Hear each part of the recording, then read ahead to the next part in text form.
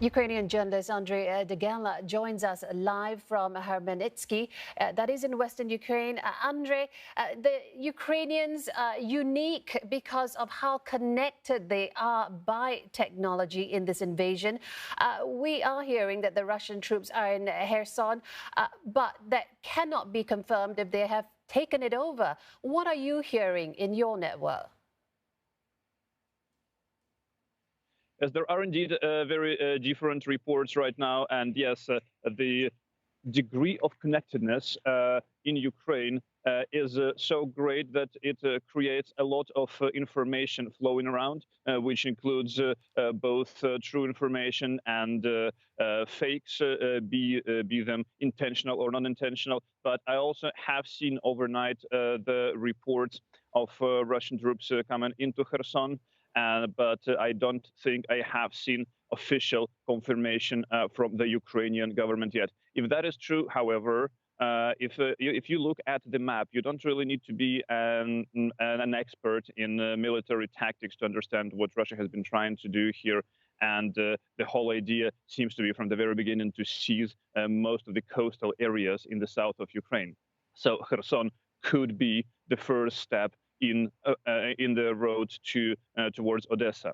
However, what you also need to understand here is that most probably, according to the plan of the Russian invasion, Kherson must have fallen within hours. But it has taken it has taken a week to get there if they did it just now, as the reports suggest, which means that it's not like Kherson is today and Odessa is tomorrow. It's going to take, it may take many weeks before any other city in Ukraine falls, depending, of course, what the Russian army does here.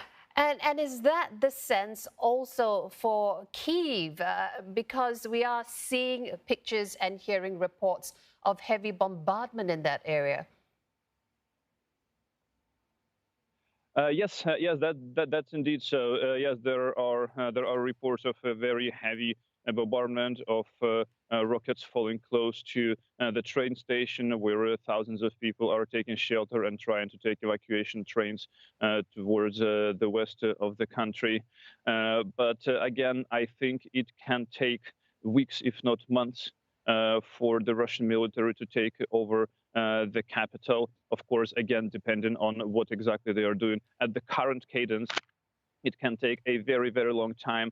And don't forget that Kyiv is a big city and it lies on a river, which means that even if there is a very, very massive invasion coming from the left bank of the Dnipro, then at some point the defenders, even if they retreat to the right bank, they will then have only a few bridges to defend and not necessarily a whole city boundary on their east. I'm sorry. Andrei, as we spoke earlier, you told me about how lucky you feel to be in the western part of Ukraine. How are the people there preparing for what they worry will come? Well, it is indeed a very peaceful place here. It looks very peaceful if you just look at my camera, and behind me, people seem to be going around for their business and all. And I am indeed very lucky to have moved my family here.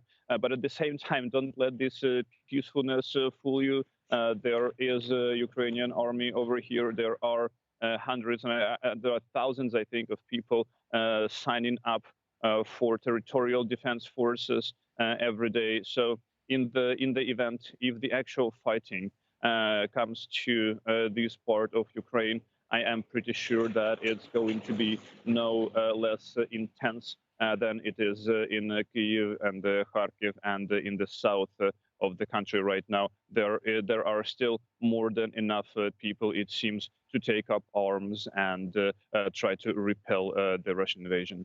In some cities, it is too late for people to leave because of the safety issue, the bombs falling.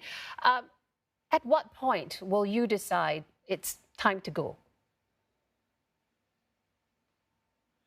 I'm not entirely sure whether it is late for any major city in Ukraine right now.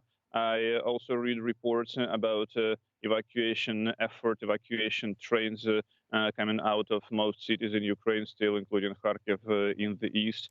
So I guess it should be possible in most cases for civilians, for women and children, first of all, to leave. For me, I haven't really thought about it. It all is going to depend on what exactly happens and what my family feels, because I'm mostly here, as we already discussed the other day, for my family, and it's going to depend whether it is safe for them over here. Andre, we wish you safety. We wish you all the luck in the world. Andre Degela, he is speaking to us from Hermanitsky.